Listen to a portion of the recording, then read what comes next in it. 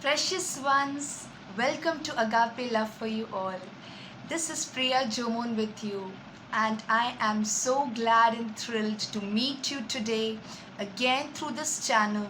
For I know not one day passes by that I'm not excited for this moment, especially because it is God's grace, and secondly, I'm humbled and thankful that He has chosen me and my beloved hubby to reach out to you all through the word, through what God's heart yearns to tell you. And it's an honor to carry on that for His glory. So today I'm thrilled as I have the word that the Lord has spoken to me. And as I always say, I wanted to pour out from my heart into your hearts and into your lives so that it will become a mighty blessing for you all, because you all are so precious for God. And it is my joy that along with me, even you rejoice, even you say, hip hip hooray God. Yes, my precious ones. So without wasting any of my time, let me jump to what the Lord has given me for today. It's an interesting scripture from the book of John, chapter 6. Okay, it's from the book of John, chapter 6. Now let me tell you what it's talking about. It's talking about a story where you see Jesus and his disciples, they have climbed a hill and they are sitting up there, and as they are sitting and probably they are talking, okay, suddenly they see a large crowd of people who followed them from so many places, and they have come exactly to the place where Jesus is.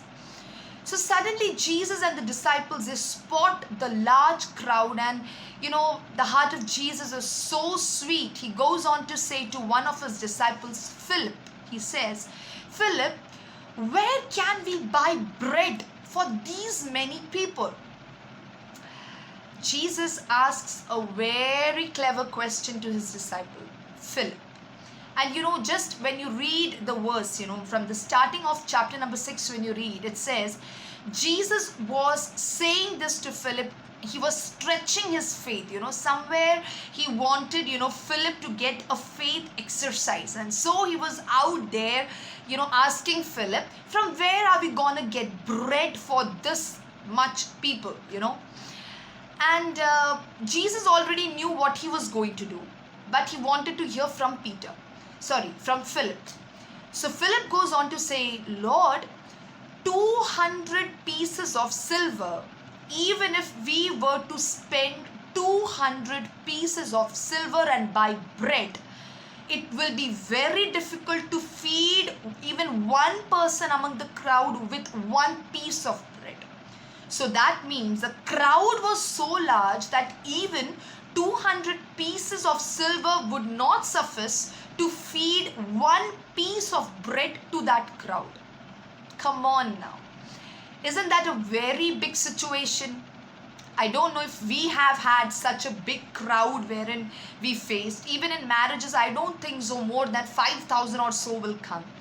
You probably will have a crowd of, okay, take 2,000, or probably if you're a celebrity, you can go up to like 3,000, 4,000. But I don't think so more than 5,000 would ever attend, a wedding or so. And here it wasn't a wedding. It was just a gathering because Jesus was there, and the crowd out there had only followed Jesus because they had seen Jesus doing miracles and wonders which attracted them to Jesus. And that was the only reason they were there, surrounded near the hill, just to see what Jesus was about to do. And then it goes on to say, there's another disciple named Andrew. Okay, now who this Andrew is, he is the brother of Peter, Simon Peter. And this man, I believe, probably he had a look around sometime, because when Jesus poses this question to Philip, and Philip answers back with a, unfavorable reply or with a question mark, Andrew goes on to say, Lord, you know what? there is a lad, there is a boy in that crowd who has 5 barley loaves of bread and 2 fishes. And suddenly I had this thought in my mind. What on earth made Andrew to say that, seemingly, what you say, not worthy statement exactly there? Because, it's just like you have 5,000 people out there and you are saying, I have 5 pieces of chapati, to feed. How on earth are you going to feed the 5,000 with 5 chapati that you have? Come on now, speak to me, people. Is that possible? No, it's not. But you know what? Andrew says, there is a boy in the crowd who has 5 barley loaves of bread and 2 fishes. And then he says, but I don't know if that will be enough. And Jesus, I know, loved what Andrew said. I know that. Because that is what is required. That is exactly what is required. I'll come to it. Now let's go on to the story. And Jesus says, bring it. Come on, get that lad, get that small kid, get the food, probably his lunch box that he has, and get it here. And Andrew rushes to the lad, says, hey boy, give me your lunch box. The master needs it. And the boy probably would be like, my lunch box, because the main guest out there, the people who are all looking for that one guest is asking for the lunch box. Come on now. He will be honored to do that for Jesus. And the boy gave, his lunch box to Andrew, and Andrew handed it to Jesus. Now, Jesus, what he did, he commanded the disciples, ask the crowd to sit down in groups. Now, the Bible says there were exactly 5,000 men. Now, that has excluded women and children. So, you can surely realize if 5,000 only men are there, take a double count of women, sisters, mothers, wives, and also the children, small kids, all age groups. So probably, I guess, maybe some 10,000 or more. I take that count like that, So Jesus said, ask everyone to sit in groups, okay? And come back to me. So the disciples go, they rush to the crowd and say, everyone, people sit back in groups, they take the leadership and they do the things and they rush back. Now Jesus says, get the food to me. And the disciple, probably Andrew would have approached him with, here's the 5 loaves, God. And Jesus took it, gave thanks to God the Father. Thank you, Father, for this bread that you have provided us. Blessed it and said to Andrew, go and distribute. I'm just imagining, what if you were there in that situation? You would come up with a very interesting explanation. Jesus, excuse me, do you think that I'm gonna go with this 5 loaves to that 10,000 people out there? But you know what? That disciple did not question Jesus. He took the 5 loaves, he went to the crowd. And at the back of him, there was another disciple who had given 2 fishes to Jesus to bless. And again, Jesus blessed the fish and said, go and distribute. And there were the 2 disciples with 2 baskets, 2 fishes, 5 loaves, and they were going. Probably they had so many questions raging their mind. But as soon as they went and started with the bread and the fish, something amazing started to happen. Multiplication. The bread started multiplying. The fishes started multiplying in the basket to an extent that the disciples got other baskets, filled the baskets and started distributing to each group so they could eat and eat and eat. And, and as the passage, when you go on with the passage, it says, after the crowd had it full, Jesus says, get all the leftover food that is there. Get everything back here. And they bring about 12 baskets of leftover food. Come on now, people there. Jesus not only feeds them, he feeds as much as they would have overeaten, thinking it's the chicken biryani, fish, bread, umpteen nicely, And second comes the leftover, that is 12 baskets full. Hallelujah. People, probably you would be thinking, what kind of miracle is that? Is that possible even today? Yes, it is. Yes, it is. I will surely share that. But before that, let me come again to the main point of the story. After this, what happens is, Jesus understands that the crowd out there are so thrilled and excited and, pumped with joy about what Jesus did that they want to just hurry and make him king. So what Jesus does, he just slips out of the crowd because he doesn't want the people to do so. He goes back to the, mountaintop and stays there. And then you see the disciples retiring back at the night, and then comes the next morning. The next morning, Jesus is not in the same place. He goes back to Capernaum. That's a place called Capernaum. And now disciples and Jesus are there. And you know what happens again? All the crowd of people that were there who had come searching for Jesus in that, near that Tiberias, the Sea of Tiberias, now they again go there the other day and find that Jesus and disciples are not there. So what they do, they get into their boats, and they go to Capernaum searching for Jesus. And Jesus and his disciples are there at the shore of Capernaum, and just they see, oh my God, so many boats are approaching, and they see again the large crowd coming. And you know what the people say? Jesus, you came here, we were looking for you everywhere. And then comes the interesting thing that Jesus says to the crowd. You know what he says, people? Jesus says, you were not looking for me because you saw God in my action. No. People, you did not look for me because you experienced God in what I did for you. No. You're looking for me because yesterday you were hungry and I fed you free food and so much that you could eat to your full. Because of that one thing you are searching for me right now. Not because you experienced God through my action. And then people were like, yes, what he said is true.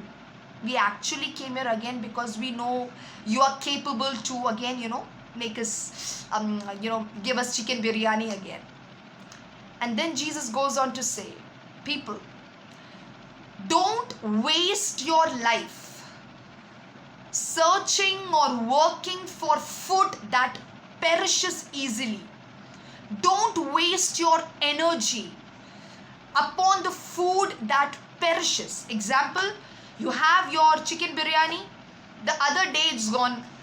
You have your burger and pizzas, the other day it's gone. So it's something you work hard, you do job, you earn money, you go and have a grand feast, you go and feed yourself with the best food of the town, the best masala dosas, the best, popcorns, the best, dal bhati churma, all the Rajasthanis out there, come on now. You want to feed the best because that's something that your, tongues are longing for. But the moment you eat and it's digested, you know what happens? There's nothing more to it. And Jesus goes on to say, don't waste your life looking for food that perishes, but go and search for the food that gives you life and lasts forever. Seek the food. Seek the one who can give you the food for your lifetime. It will not perish. It will not get over. You will be strong with the food that is what God wants to give you. And people are like, what kind of food? From where can we get that? God, we want that food. And he says, I am that bread of life. I have come so that you may be full with everything you need. You know what, people out there? Our eyes are still on things. We still concentrate on things around us, pleasures around us, the wants, the needs of our life. a good home, a good car, a good job, wife, husband, children, friends, trips to Europe, trips to USA. If you're not happy with it, then go for paragliding, go for other sea adventures, everything you counted. This is what a wish list is all about. Okay, for some who are more into like service kind, feeding the poor, going to the orphanages, building orphanages, everything out there. Our mind is normally set to the boundaries that our eyes can reach to. But God is telling again, that will all go off. Nothing is permanent here. Nothing is permanent on earth here. Listen this clear to me, people here. So God is telling that fix your eyes on the one who will give you the bread of life, that will not only give you what you need for now, but that will sustain you for the rest of your life. If you remember, me and my husband, I guess 3 days back, I guess it was on a Friday, it was on a Saturday, we had done a topic, food for life and clothes for body. Yes.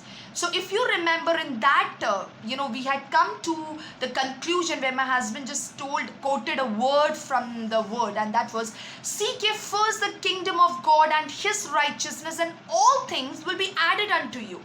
So that says you have to first do what? Seek God, seek his kingdom, seek his righteousness, and everything you need, probably whatever your wish list has, will be added unto you. Yes. Now let me come to that testimony I wanted to talk about. Now this testimony I heard from one of my very beloved, spiritual mothers. Her name is Rani. And I was in Pune back then when I met this beloved family, and she was the one who, spoke this testimony to me. And it is regarding her spiritual father, okay, and her spiritual mom. So it was like she was in the home of them. And that uncle and auntie whose home she was in, that day probably auntie didn't have the supplies for the day, so she had probably nothing to cook properly. So what she told her hubby, hey, listen now, go to our neighbor now and get something, ask them for some 100 rupees or something now, please borrow, because we also have to eat something, and and nothing is there left, so please go and do. So uncle says, hey, you know that I don't do that. I trust God to supply me. I trust God and I know God will provide. She says, I know God will provide. I'm not against it. But because, I'm saying this, I'm really hungry, and, there is nothing much. Even we have a visitor here and we have nothing. So please go. For my sake, go to the neighbor. You can just ask some bucks, so that we can have at least, arrangements for something. And because of that, constant nodding of his wife, he gets up, he goes. But this man is a man of God, people. So he goes to his neighbor, he wishes them, he sits there, he talks to them. And as he's talking, he's reminded of all that his wife told him back home, But his heart is not willing, because, that is faith. And then he probably, after he talks to the neighbors, he gets up and he says that, okay, brother, I'm leaving, I'm taking leave, so just let me pray and let me go. So he just says a word of prayer, and as soon as he says amen there, he gets a positive, affirmation that God has sent the food to his home.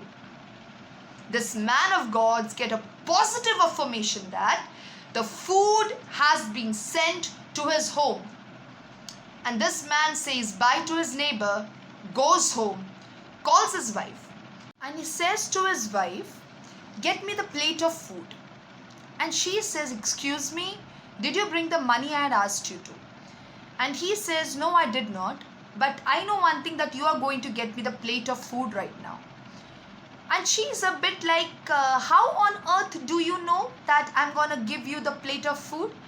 Because, when she sees that he is so sure to, convince her about it, she says that yes, the moment you left home, and, me and Rani, we were just sitting here thinking that you would just return back with the money.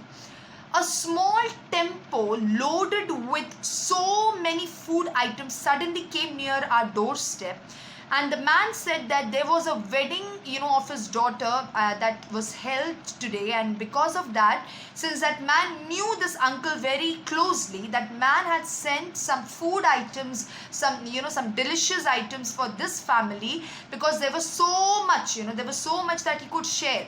So this man loaded down all the food items, probably some fruits, everything there, and that man left. And uncle, as I told you, that while he said amen in that neighbor's home, he sensed positively that God had sent him the food, and that was the truth. Friends, I just want to end up here and say one thing. Where have you fixed your eyes to? Is your eyes fixed on the things or the source? I told you 2 days back, fix your eyes on the source. Because when you do that, He will make sure to give you what you need without you being sad or disappointed, because He is a God who is able to fill your barns in a measure that you have never imagined. Let me say a word of prayer for you. Precious Heavenly Lord, I thank you for every blessed people out there listening to me right now. I pray, Master, that you will touch their lives to an extent where they will rise up in faith, knowing that the source, their God, the Father, is able to provide them, just as Jesus said, Father. Let their eyes be fixed on you, Master, and not on their efforts or their job or what they can earn. Father, everything is true, but the source is only one, and that is you, Master. I pray, Father, that everyone out there will be filled in a measure they have not imagined, and they will never lack any good thing, in Jesus' mighty name. Amen and amen. Precious people out there, I believe that you have been blessed by this word. Stay focused, be brave, be encouraged every day. And as I always say, precious people, I have just one more request. Always strive, always make an effort to listen to the complete message, because there the life relies on, there the life is.